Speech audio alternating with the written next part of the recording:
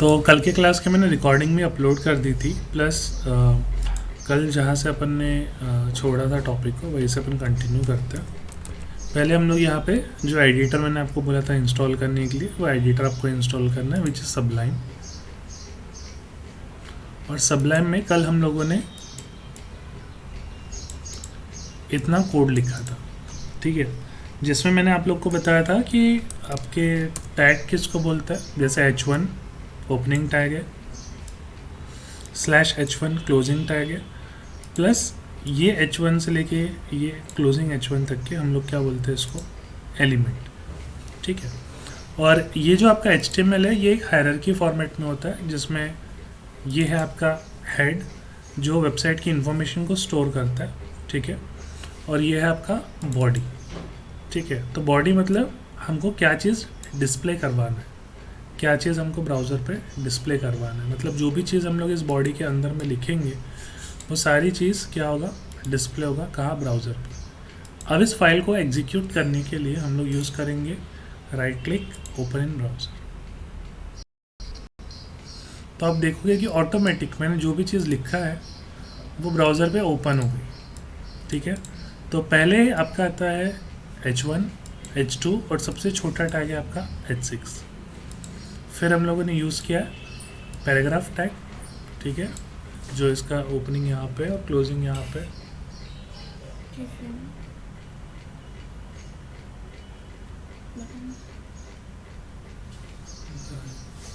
ठीक है। देन ये आपका बोल्ड। अब आप यहाँ पे देखेंगे कि जो आपका बोल्ड टैग है, जो इटैलिक टैग है और जो अंडरलाइन टैग है, ठीक है, तो ये बोल्ड, इटैलिक और अंडरलाइन ये तीनों एक लाइन में आ रहे हैं, ठीक है। तो ऐसा क्यों हो रहा है, क्योंकि ये जो बोल्ड टैग है ये क्या करता है, जितनी स्पेस इसको रिक्वायर्ड है सिर्फ उतनी ही स्पेस कंज्यूम करता है ब्राउज़र की। बट आप देखोगे कि जो H1 है, H1 को यहाँ से इतना स्पेस चाहिए था, बट तो भी नेक्स्ट H2 न्यू लाइन पे आया। ऐसा क्यों हुआ, क्योंकि जो आपका H1 है वो यहाँ से लेके यहाँ तक के 100% विड्थ कवर करता है। तो ऐसे एलिमेंट जो ब्राउज़र की 100% विड्थ कवर करते हैं उसको बोलते हैं ब्लॉक लेवल एलिमेंट। और ऐसे एलिमेंट जो स्पेसिफिक जितनी रिक्वायर्ड विड्थ है उतनी कंज्यूम करते हैं उसको हम लोग बोलते हैं इनलाइन एलिमेंट, ठीक है। तो ऐसे हमारे पास में दो एलिमेंट्स होते हैं, ठीक है। तो कल बेसिकली हमने देखा था H1 से H6, then paragraph tag, then आपका बोल्ड, इटैलिक, अंडरलाइन, ठीक है। तो अभी और कुछ टैग देखते हैं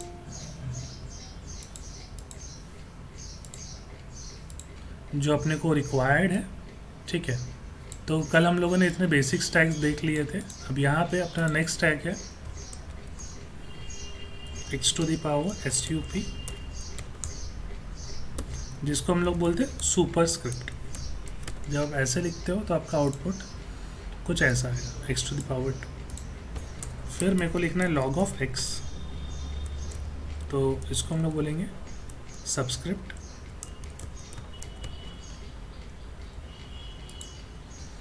तो यहाँ पे आपको सबस्क्रिप्ट मिलेगी। उसके बाद में आपका आता है q,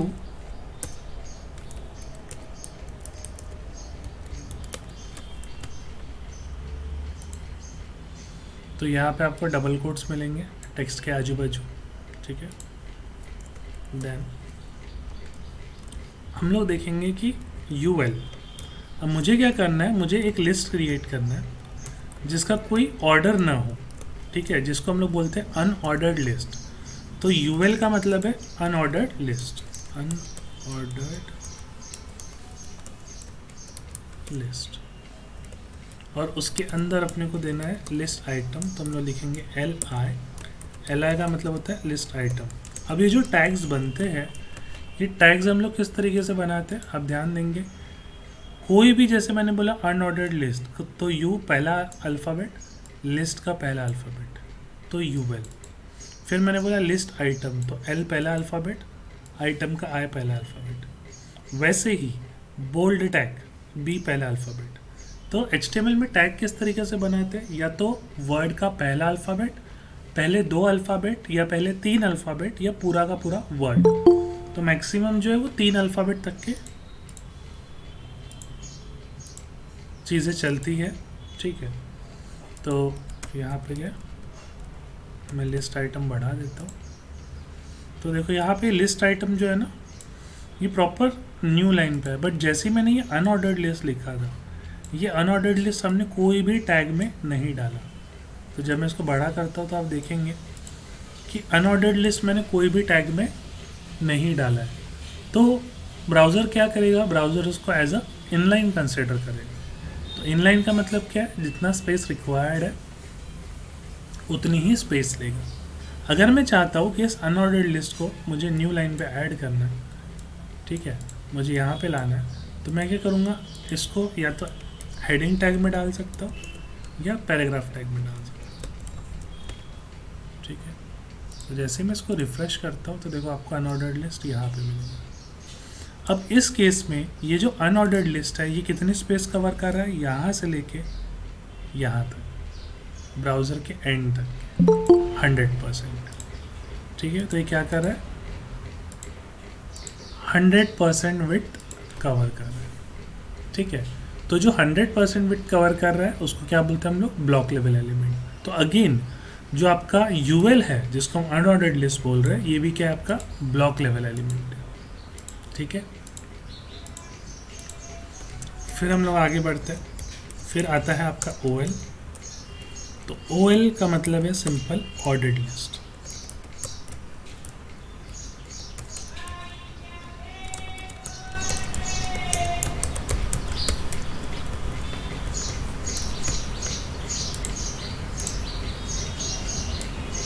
तो देखो यहाँ पे ऑर्डर्ड लिस्ट लिख के है, मैं यहाँ पे भी एक हेडिंग डाल देता हूँ। तो एक पैराग्राफ में लिख देते हैं ऑर्डर्ड लिस्ट।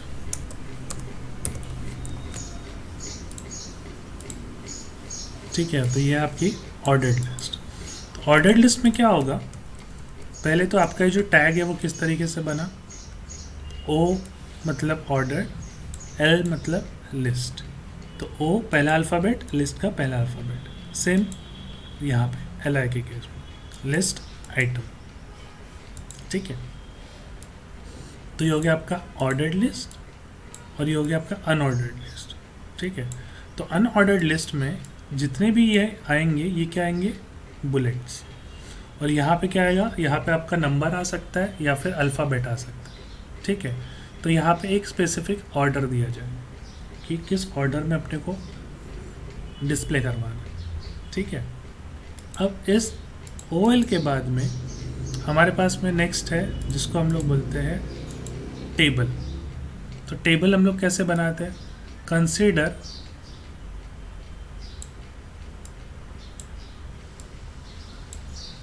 ये एक टेबल है जहाँ पे लिखा है A, यहाँ पे लिखा है B, ये आपका C और ये आपका D।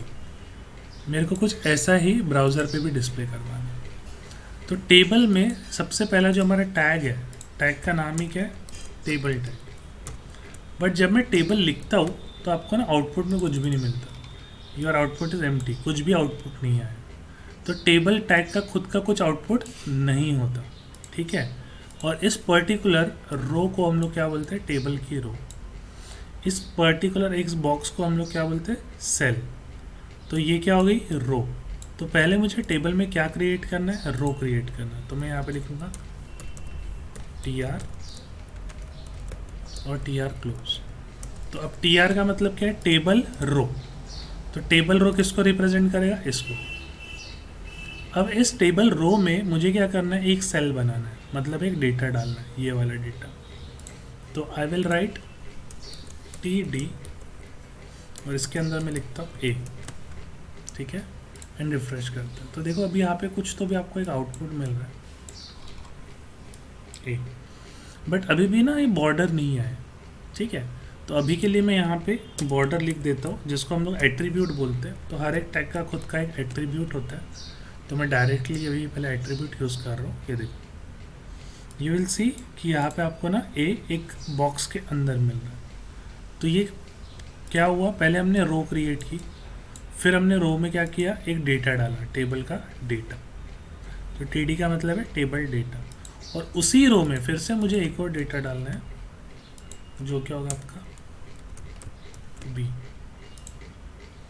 देखो ए और बी लिख के आया, उसको मैं जूम इन करता हूँ, ए और बी। ठीक है, अब मुझे नेक्स्ट रो में, जो कि ये वाली रो है, इस रो में मुझे अगेन क्या करना है, T R close, T D में सी और डी।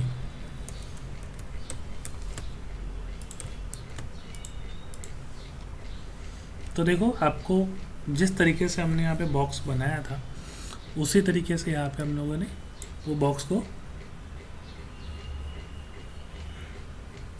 क्रिएट कर लिया। ठीक है, तो आप देखेंगे कि यहाँ पे ए बी सी डी ये आपके क्या हो गए, एक टेबल के अंदर आ गए। तो ये जो पर्टिकुलर टैग है, this tag is called as table tag. Table tag की खास बात क्या है कि इसके पहले जो वेबसाइट्स बनाई जाती थी ना, वो टेबल टैग में बनाई जाती थी। क्यों ऐसा? Because of alignment. आप टेबल टैग के अंदर में जब भी कोई चीज़ लिखते हो तो वो ना प्रॉपरली अलाइन होती है। ठीक है, वो कैसे होती है उसका मैं आपको एग्जांपल बताऊंगा। ठीक है, तो आपका यहाँ पे जो नेक्स्ट टैग हुआ वो क्या हुआ, टेबल टैग। तो यहाँ पे अगेन एक मैं पैराग्राफ लिख देता हूँ।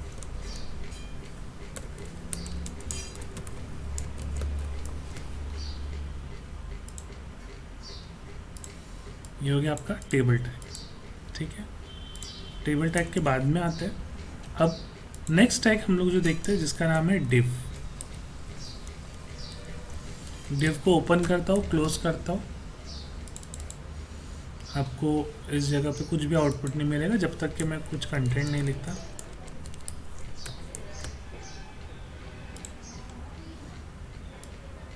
तो देखो यहाँ पे आपको क्या मिला, दिस इज डिव। अब डिव का मतलब क्या है? डिव का मतलब होता है डिवीजन। ठीक है, तो ये जो आपका डिवीजन टैग है, ठीक है, इसका काम क्या है? इसका काम है एज अ कंटेनर। ये डिव टैग हम लोग क्यों यूज़ करते हैं? As a container. जैसे फॉर एग्जांपल हमारी वेबसाइट में ना कुछ ऐसा लेआउट होता है, पहले होता है हेडर, फिर होता है आपका फुटर। ठीक है, तो अब ये जो बॉक्स है आपका हेडर वाला, तो हेडर से जितनी भी चीज़ें बिलोंग करती है वो हम हेडर में डालेंगे।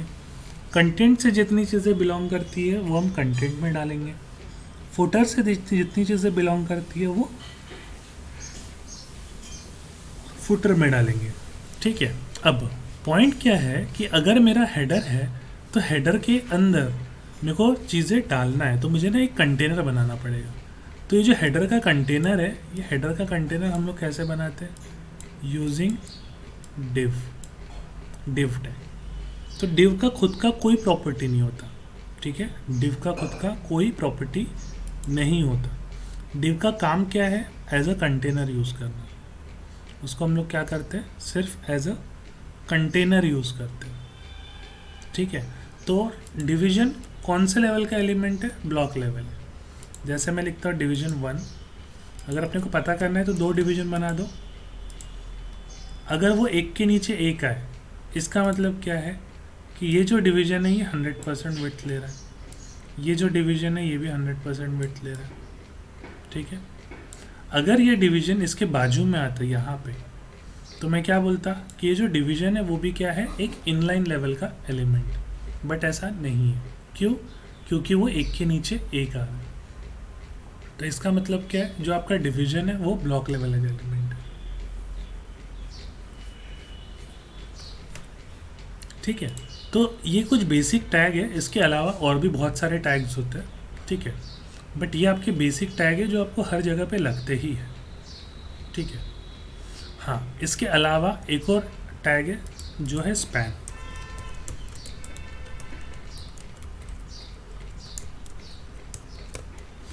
तो ये जो स्पैन टैग है और जो डिवीजन टैग है, दोनों एक टाइप के कंटेनर ही यूज़ किए जाते हैं, बट जो आपका स्पैन टैग है वो इनलाइन एलिमेंट होता है।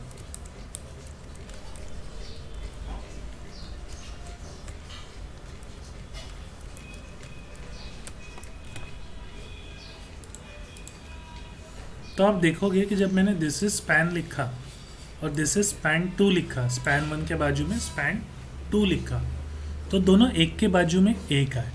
इसका मतलब क्या है कि इसने क्या किया, जितनी इसको स्पेस रिक्वायर्ड थी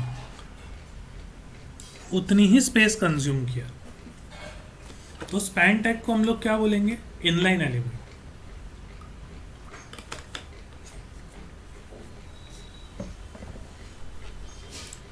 तो स्पैन को हम लोग यूज़ कहाँ करेंगे वो भी मैं एक्सप्लेन करूँगा, ठीक है।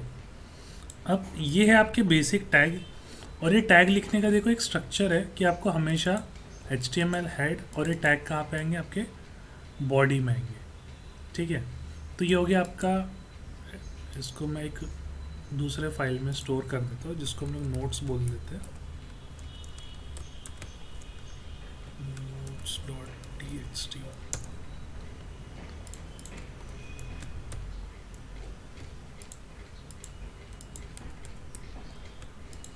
ठीक है, अब हम लोग आगे बढ़ते हैं। आप देखेंगे कि हमने इतने तो एलिमेंट पढ़ लिए। मैं इसको सेव करता हूँ और रिफ्रेश करता हूँ, आपकी फ़ाइल फिर से एम्प्टी हो गई है। अब जैसे मैंने आपको बोला, क्या मैं पैराग्राफ के अंदर, ठीक है, क्या मैं पैराग्राफ के अंदर क्या दूसरा टैग यूज़ कर सकता हूँ?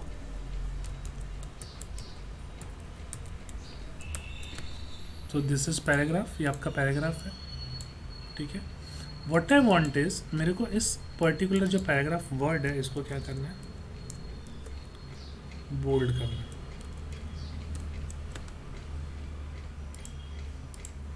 सो दिस इज पैराग्राफ, दिख रहा है,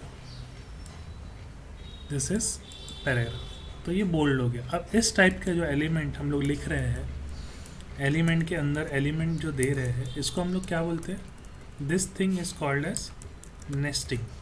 नेस्टिंग का मतलब क्या है कि एक एलिमेंट के अंदर कोई दूसरा एलिमेंट पुट करना, ठीक है। लाइकवाइज जो आपका यूएल है, इसमें हम लोग एल क्रिएट कर रहे हैं। जैसे मैंने लिखा कि टाटा की एक कार है, टाटा, होंडा, महिंद्रा, ठीक है। तो हमारे पास में MG हेक्टर, MG कंपनी हो गई। मैंने इस टाइप से कुछ अनऑर्डर्ड लिस्ट बना, ठीक है ना। व्हाट आई वांट इज, मैं इस यूएल के अंदर ये जो टाटा है, क्या मैं यहाँ पे फिर से एक यूएल दे सकता हूँ? अगर मैं फिर से यहाँ पे लिखूँ अनऑर्डर्ड लिस्ट, ओपनिंग क्लोजिंग, और फिर से मैं यहाँ पे नेस्टिंग लिखना चाहता हूँ, ठीक है। तो टाटा सफारी, टाटा नेक्सॉन, तो ये देखो दिख रहा है। बाहर वाले बुलेट आपको डार्क दिखेंगे, अंदर वाले बुलेट जो है ये आपके सर्कल है, और इसको बोलते हैं डिस्क, ठीक है। तो हम लोग इस तरीके से कितने भी लेवल पे नेस्टिंग कर सकते हैं। आप फिर से चाहो तो जैसे आपने यूएल एल इसके अंदर ऐड किया है, आप नेक्सॉन के अंदर फिर से यूएल एल ऐड कर सकते हो, और वो ऑटोमेटिक एडजस्ट कर लेगा खुद को। तो नेक्सॉन में भी 2 गाड़ियाँ हैं, एक है ऑटोमेटिक, ठीक है, और एक है मैनुअल।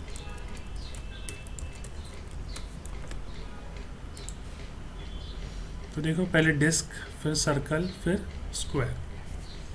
तो इस तरीके से हम लोग यूएल के लेवल पे भी नेस्टिंग कर सकते हैं।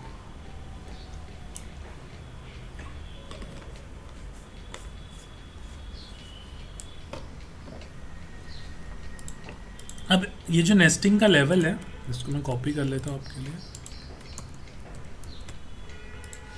अगर मैं चाहूँ, मैं चाहता हूँ कि सफारी और नेक्सॉन में 1 और 2 लिख के आना चाहिए, ठीक है। तो I will make this UL as a ordered list.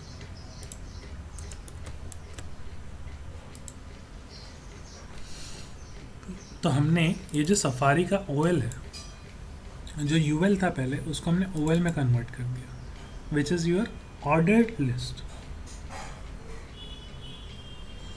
ठीक है। तो इस तरीके से आप कोई भी HTML के एलिमेंट को नेस्ट कर सकते हो। नेस्ट करना मतलब एक के अंदर एक पुट करना, ठीक है।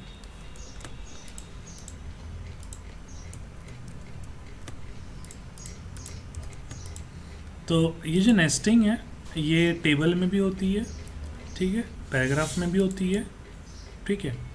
सो हम लोग स्टेप बाय स्टेप प्रैक्टिकल सारी चीज़ें देखेंगे। अब क्या है ना, फॉर एग्जांपल इसको मैं रिमूव कर देता हूँ। What I want is, next topic is your attribute. जो आपके टैग्स होते हैं उसके खुद के ना कुछ एट्रीब्यूट्स होते हैं। जैसे यहाँ पे आप देखोगे ऊपर मेटा लिखा है, तो कैरसेट, नेम और कंटेंट, इसको हम लोग क्या बोलते हैं, एट्रीब्यूट बोलते हैं, ठीक है। तो जब आप टैग लिखते हो और टैग के अंदर ही ओपनिंग टैग में कोई चीज़ लिखते हो, जैसे मैं यहाँ पे लिखता हूँ अभी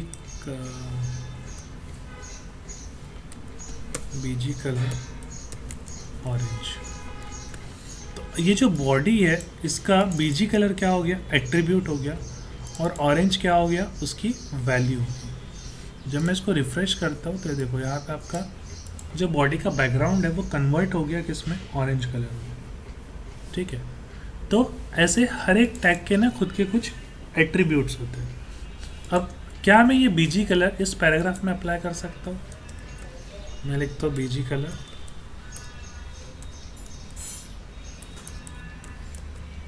रेड, और रिफ्रेश करता हूँ। देखो अफेक्ट नहीं हो रहा, कुछ भी अफेक्ट नहीं हो रहा। क्यों? क्योंकि HTML का एक ड्रॉबैक है कि इस बॉडी का जो एट्रीब्यूट है वो है बीजी कलर। तो इस एट्रीब्यूट को आप दूसरी जगह पे यूज़ नहीं कर सकते। क्यों? क्योंकि वो पैराग्राफ का एट्रीब्यूट नहीं है। पैराग्राफ के एट्रीब्यूट क्या होते हैं? पैराग्राफ के एट्रीब्यूट होते हैं अलाइन, मैं लिखता हूँ अलाइन सेंटर। जैसे मैं सेंटर करूँगा आप देखना ये जो टेक्स्ट है ये सेंटर अलाइन है, ठीक है। क्यों? क्योंकि ये जो पैराग्राफ है आपका, इस पैराग्राफ का एट्रीब्यूट क्या है, अलाइन, ये फिक्स्ड है। इस ड्रॉबैक को कौन ओवरकम करता है? इस ड्रॉबैक को ओवरकम करता है आपका CSS, ठीक है, जो अपन आगे भी पढ़ने वाले हैं। तो यहाँ पे आप देखेंगे कि जो आपका बॉडी है, बॉडी का एट्रीब्यूट क्या है, बीजी कलर। तो इसके अलावा और भी एट्रीब्यूट है। अगर मैं आपको लिखता हूँ यहाँ पे text, I will make it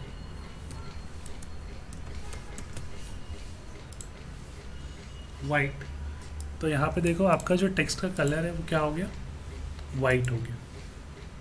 तो अभी अगर मैं इसमें एक और डमी पैराग्राफ ऐड करता हूँ, कल मैंने बताया था डमी पैराग्राफ कैसे ऐड करते हैं। आप पी टैग ओपन करो, यहाँ पे लिखो LOREM, लोरेम, और टैब दबा दो। तो जैसे ही आप टैब का बटन प्रेस करोगे तो ये इतने कंटेंट्स आपको लिख के दे देगा। तो ये जो लैंग्वेज है लैटिन लैंग्वेज है ना। तो जहाँ पे ये सबलाइन बना हुआ है जिस कंट्री में, ये उस कंट्री की लैंग्वेज है, ठीक है। तो यहाँ से अगर मैं कुछ भी कलर चेंज करना चाहूँ तो मैं कर सकता हूँ। I can make it red also. तो इसके अंदर की सारी चीज़ें, जो भी आपका बॉडी है, तो बॉडी मतलब क्या हो गया, जब मैं इसको बड़ा कर रहा हूँ आप देखेंगे कि यहाँ से इतना जो भी ऑरेंज पोर्शन है ये क्या है, आपका बॉडी है, समझे।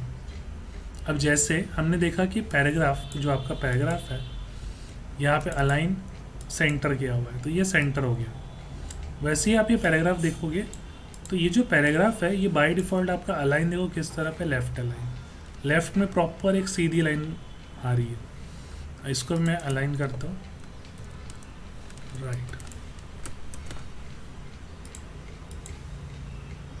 यहाँ पे देखो देखो ये राइट साइड अलाइन हो गया। बाय डिफ़ॉल्ट क्या होता है, लेफ्ट। अब मैं इसको करता हूँ सेंटर,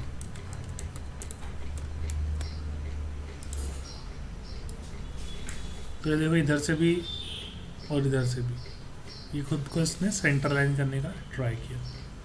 चौथा इसका वैल्यू है जस्टिफाई। जस्टिफाई मतलब दोनों तरफ से अलाइन हो जाएगा। ये देखो अब इधर से प्रॉपर अलाइन है और राइट साइड से भी प्रॉपर अलाइन है, ठीक है। तो ये पैराग्राफ का एट्रीब्यूट है आपका अलाइन, ठीक है। वैसे ही और दो तीन एट्रीब्यूट देखते हैं जो अपने बहुत काम में आते हैं।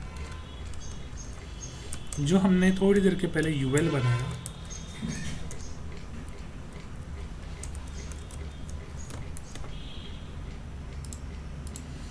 तो इस यूएल में हम लोग बोलते हैं कि this is our list item, जो इस तरीके से आ गया। अब मैं इसको कॉपी करता हूँ, पेस्ट करता हूँ। तो सी यहाँ पे बाय डिफ़ॉल्ट जो आपके बुलेट है वो क्या है, डिस्क। तो मैं यहाँ पे गया, मैं यहाँ पे लिखता हूँ टाइप स्क्वायर, तो आपके जो डिस्क है ये कन्वर्ट हो जाएंगे स्क्वायर, ठीक है। फिर मैं यहाँ पे लिखता हूँ सर्कल, तो ये देखो ये हॉलो डिस्क आ गई आपकी। और बाय डिफ़ॉल्ट जो प्रॉपर्टी होती है वो क्या होती है आपकी, डिस्क, जो बाय डिफ़ॉल्ट दिखता है, ठीक है। तो सेम केस आपका ओएल के साथ में भी होता है, पर ओएल केस में क्या है, ओएल केस में नंबरिंग होती है ना, ऑर्डर होता है। तो लिस्ट आइटम आप देखेंगे, देखो नीचे का जो लिस्ट आइटम है वहाँ पे क्या आया, 1 2 3 4 5 6। मैं चाहता हूँ कि 1 2 3 से ना स्टार्ट हो के अल्फ़ा नंबर हो, अल्फ़ाबेट ए, तो मैं लिखता हूँ ए। तो ये देखो ABCDEF, आपने यहाँ पे टाइप लिखा स्मॉल है तो ऑटोमेटिक उसने अल्फ़ाबेट से नंबरिंग शुरू कर दिया। अगर आप लिखते हो यहाँ पे कैपिटल ए लाइक दिस, तो ABCDEF, तो कैपिटल में आपका अल्फ़ाबेट आ गया। वैसे ही अगर आप यहाँ पे लिखते हो आई, तो आई का मतलब क्या है, रोमन नंबर, जो आपने स्कूल में पढ़ा होगा कि हम लोग कुछ रोमन नंबर इस तरीके से देते हैं, 1 2 3 4 5 और 6, ठीक है। तो ये टाइप में आप जो भी वैल्यू पुट करोगे ऑटोमेटिक वो क्या करेगा, उस वैल्यू के हिसाब से आपका नंबरिंग शुरू कर देगा, ठीक है। यहाँ पे गए हम लोग बाय डिफ़ॉल्ट यहाँ पे 1 लिखते हैं, तो देखो 1 2 3 4 5 6 आ गया। इसमें एक और होता है एट्रीब्यूट जिसको हम लोग बोलते हैं स्टार्ट।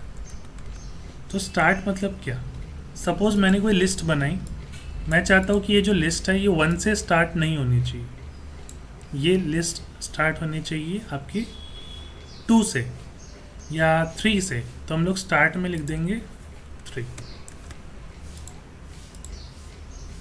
तो देखो आपकी अभी जो लिस्ट शुरू हो रही है ना, 3 4 5 6 7 8, ठीक है, 3 4 5 6 7 8।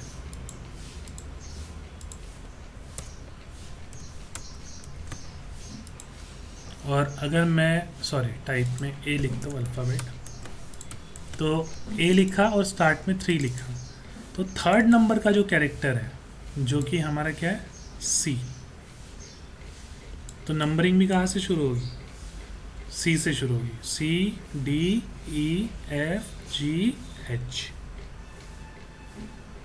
दिख रहा है। अगर मैं यहाँ पे बढ़ा दूँ, मैं यहाँ पे कर देता हूँ 5, तो जो 5th नंबर का कैरेक्टर होगा EFGHIJ,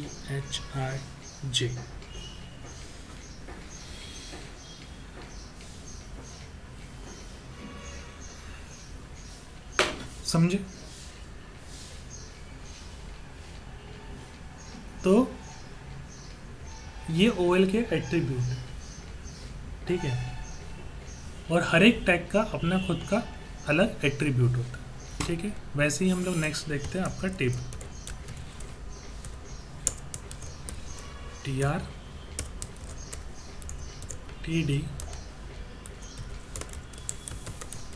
मतलब टेबल डेटा, और हम लोग जानबूझ के एक और रो क्रिएट कर लेते हैं। मैंने रिफ्रेश किया, ये देखो ये आ गया, ठीक है। अब टेबल का एट्रीब्यूट क्या है, टेबल का पहला एट्रीब्यूट है बॉर्डर,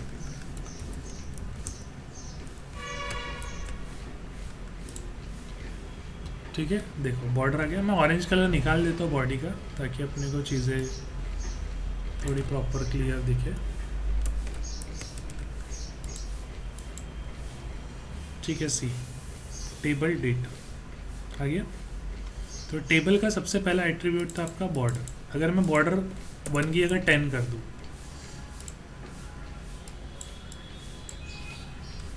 तो ये देखो दिख रहा है, ये आपकी बॉर्डर कितनी होगी, 10 पिक्सल की होगी। और इसी को मैं वापस 1 कर देता हूँ, तो ये 1 पिक्सल की बॉर्डर। ठीक है। दूसरा एट्रीब्यूट है, ये जो आपकी एक सिंगल सेल है, ये 1 और ये 2, मेरे को दो सेल के बीच में अगर स्पेस क्रिएट करना है तो I will write cell spacing 5। तो ये देखो, गैप आपकी ना, ये जो दो गैप है ऊपर नीचे, ये जो बीच का पोर्शन है, ये आपको बढ़ते हुए दिखेगा। मैं 50 करता हूँ, तो ये देखो दिख रहा है, ये सेल और ये सेल के बीच में ये जो गैप आई है, इसको हम लोग बोलते हैं सेल स्पेसिंग, मतलब ये और ये। ठीक है, ये क्या हो गया, सेल स्पेसिंग हमने सेट कर दिया। ठीक है, और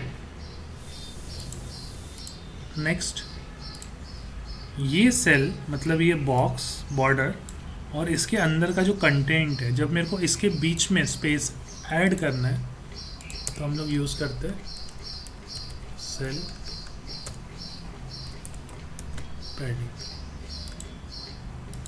तो ये देखो, अभी आपको ना एक हल्का सा डिफरेंस दिखेगा कि जो स्पेस ऐड हुई है,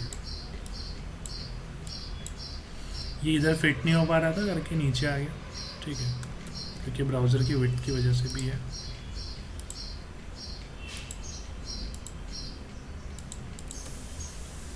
ठीक है, ये जूम इन करके रखा था मैंने, ये ओरिजिनल। अब आप देखेंगे कि इसके बीच की जो गैप है, इस गैप को हम लोग क्या बोलेंगे, इस गैप को हम लोग बोलते हैं पैडिंग। तो पैडिंग कहाँ पे अप्लाई होती है, पैडिंग हमेशा बॉर्डर और कंटेंट, मतलब अंदर की तरफ अप्लाई होती है। यहाँ पे आई विल मेक इट पिंक। तो ये बॉर्डर और ये कंटेंट इनसाइड, हमेशा आपकी पैडिंग कहाँ पे लगेगी, इनसाइड। ठीक है, और ये आपके स्पेसिंग है। ठीक है, वैसे ही नेक्स्ट एट्रीब्यूट अगेन बॉर्डर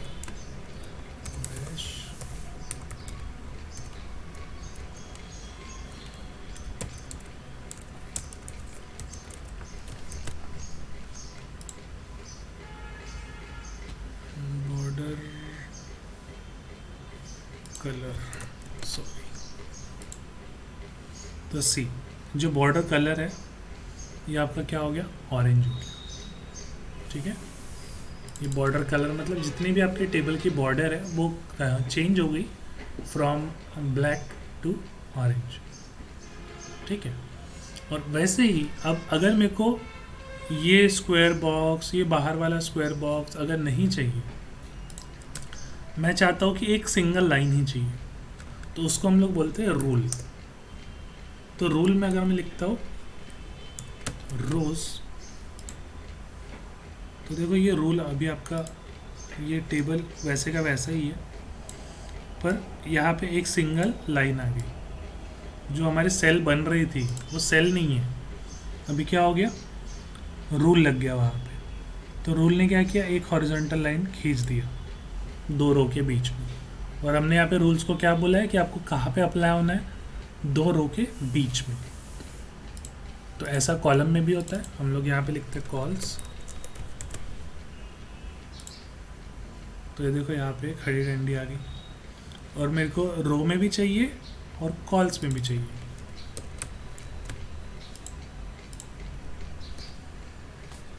तो अभी देखो जो एक्स्ट्रा बॉर्डर आ रही थी वो एक्स्ट्रा बॉर्डर रिमूव हो गई।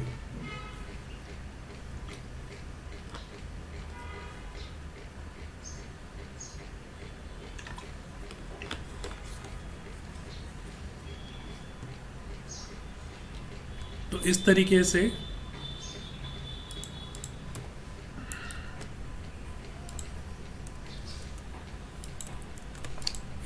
से ये आपके पूरे एट्रीब्यूट अप्लाई होते हैं। अब ये जो एट्रीब्यूट है इनका ड्रॉबैक क्या है, इनका ड्रॉबैक ये है कि जो एट्रीब्यूट टेबल के लिए बना हुआ है वो एट्रीब्यूट सिर्फ टेबल पे ही अप्लाई होगा, वो कहीं दूसरी जगह पे अप्लाई नहीं होगा। जैसे यहाँ पे OL में हमने लिखा है स्टार्ट, तो यहाँ पे स्टार्ट नहीं हो सकता है ना, तो इससे क्या है कि अगर मेरे को कोई प्रॉपर्टी जो टेबल पे अप्लाई होती है वो मुझे पैराग्राफ पे डालना है, या कोई पैराग्राफ पे होती है वो मुझे टेबल पे डालना है, ठीक है। तो वहाँ पे आ जाते हैं आपके लिमिटेशंस। अब उस लिमिटेशन को ओवरकम कौन करता है? उस लिमिटेशन को ओवरकम करता है आपका CSS, ठीक है।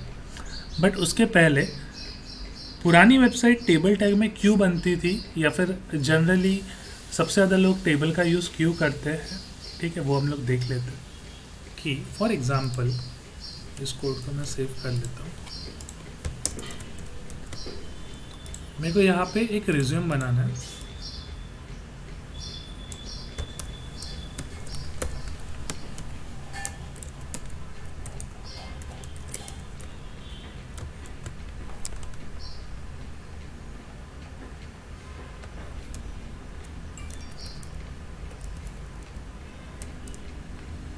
Now what I want is, paragraph में मैं लिखता हूँ नेम,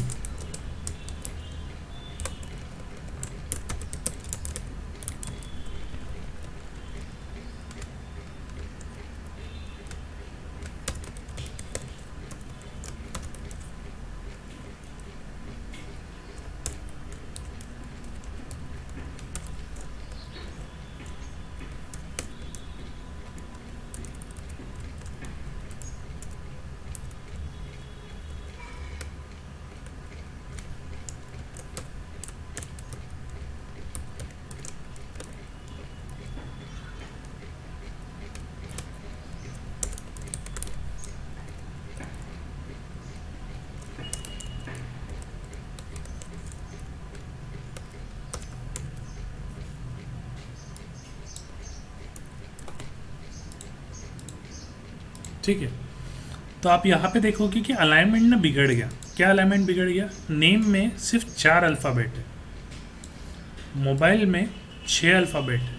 तो ये जो कोलन है, ये कोलन कभी इधर आ रहा है, कभी इधर आ रहा है, कभी इधर आ रहा है, फिर कभी इधर आ रहा है, समझे? तो अब मैंने सारी चीज़ें पैराग्राफ में तो लिखी है, ठीक है, बट क्या इशू हो रहा है कि ये जो अलाइनमेंट है वो बिगड़ रहा है। अब ये सेम चीज़ अगर मैं यूजिंग टेबल बनाता,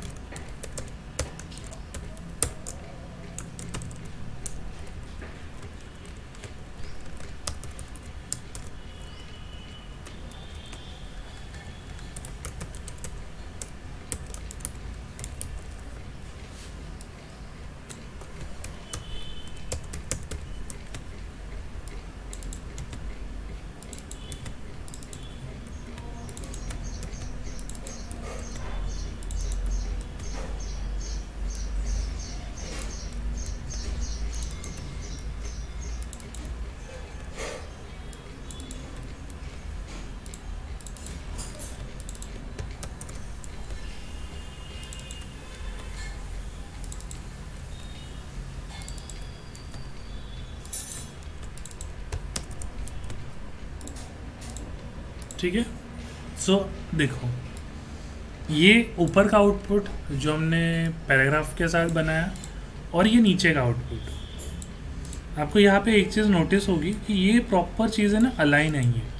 ये कोलन बराबर एक के नीचे एक के नीचे एक है, ये नेम प्रॉपर एक के नीचे एक है, यहाँ पे ये जो डिटेल है ये प्रॉपर एक के नीचे एक है। बट वही अगर आप देखेंगे तो पैराग्राफ के केस में क्या हो गया, चीज़ें मिसमैच हो गई। हम लोग पैराग्राफ में भी अलाइनमेंट कर सकते हैं, ऐसा नहीं है, ठीक है, पर वहाँ पे हमको एक्स्ट्रा चीज़ें ऐड करनी पड़ेगी और एक्स्ट्रा प्रॉपर्टीज़ ऐड करनी पड़ेगी, समझे? तो ये खास बात है टेबल की, कि जब भी हम लोग टेबल के साथ में कोई चीज़ यूज़ करते हैं तो वो प्रॉपर अलाइनमेंट के साथ में आती है। तो यहाँ पे जो आपका अलाइनमेंट है ये प्रॉपर देखो, ये पहला वाला जो TD है, अगर मैं इसको बॉर्डर जैसे ही मैं ओपन कर देता हूँ, यहाँ पे एट्रीब्यूट लिखता हूँ बॉर्डर 1, तो ये देखो, ये आपको प्रॉपर देखो दिख रहा है। इसके लिए इसने एक सेल बनाया, सेल का विड्थ कितना हुआ, जो सबसे बड़ा अल्फ़ाबेट है इसमें, एड्रेस, जो सबसे बड़ा वर्ड है उसके विड्थ के हिसाब से सारी विड्थ सेट होगी। फिर वैसे यहाँ पे ये जो नाम है सबसे बड़ा, इसके विड्थ के हिसाब से बाकी नीचे की सारी विड्थ सेट होगी। करेक्ट।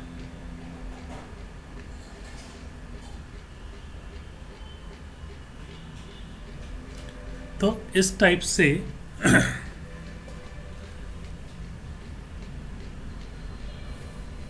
हम लोग टेबल टैग का यूज़ करते हैं। तो आप देखोगे कि जनरली वेबसाइट में प्रॉपर अलाइनमेंट के लिए डेटा जब दिखाना है तो सबसे ज़्यादा यूज़ टेबल टैग का ही किया जाता है। अभी भी जो डेटा ग्रिड बोलते हैं, हम लोग पढ़ेंगे कि डेटा ग्रिड क्या होता है या फिर उसको कैसे बनाते हैं, हम लोग वो भी चीज़ देखेंगे। ठीक है।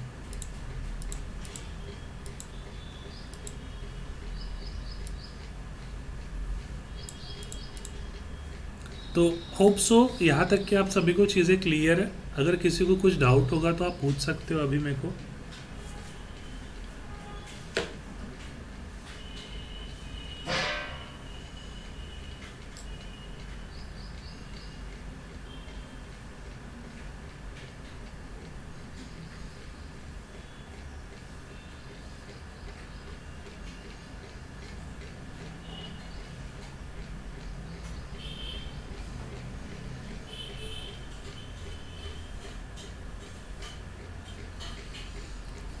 ठीक है। सो अभी यहाँ से आपका पहला टास्क शुरू होता है आज से। सो आपका टास्क है कि आपको क्या करना है, आपका रिज्यूम बिल्ड करना है। ठीक है। तो जितने भी अभी तक के अपन ने टैग्स पढ़े हैं वो पूरे टैग्स का यूज़ करके आपको आपका रिज्यूम रेडी करना है। इसके अलावा आपको जो टैग्स पढ़ने हैं वो है आपका anchor tag which is your A tag, और उसके बाद में आपका image tag which is IMG tag. ठीक है।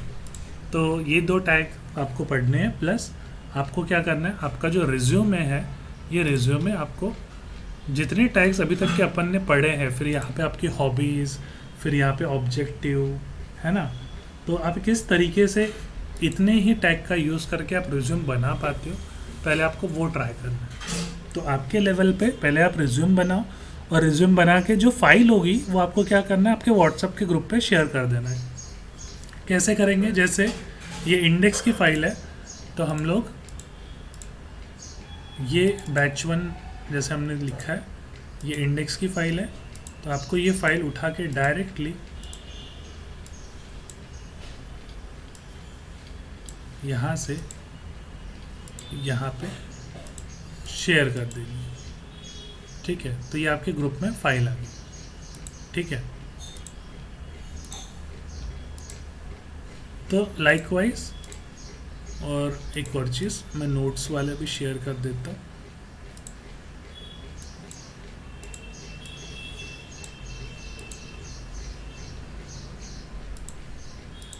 ठीक है।